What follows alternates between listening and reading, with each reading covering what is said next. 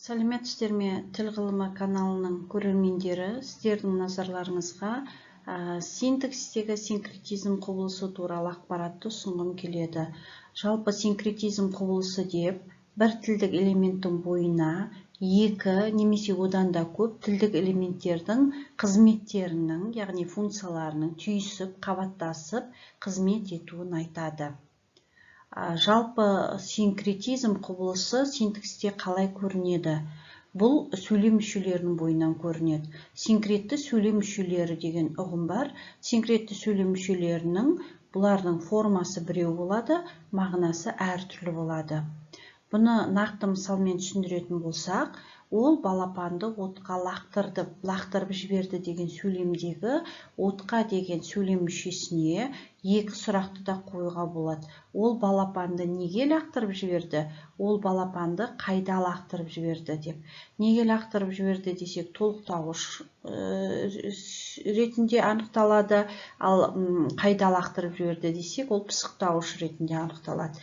Яғни бір сөйлем мүшесінің бойында толықтауышқа да, пысықтауышқа да сұранып тұрған сипат бар болғандықтан, бұны синкретті сөйлем мүшесі деп атайды. Жалпы ғылыми зерттеулерде синкретизмнің пайда болуының екі түрлі себебін көрсетеді. Бірінші себебі тілдік элементтердің бір санаттан екіншісіне ауысуы. Екінші себебі оппозициядағы, яғни қарама-қарсы позицияда тұрған тілдік элементтердің ортақтасуынан болады.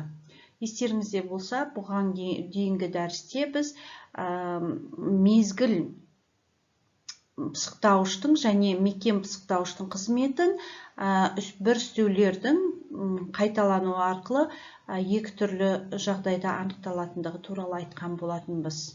Яғни синкретті түбірлер деген морфологиядағы ұғым, яғни бір сөздің бойында әрі есімнің, әрі етістіктің мағынасының болу сипаты, осындай құбылыс синтаксисте де кездеседі. Оны синтаксистегі синкретизм құбылысы деп атаймыз.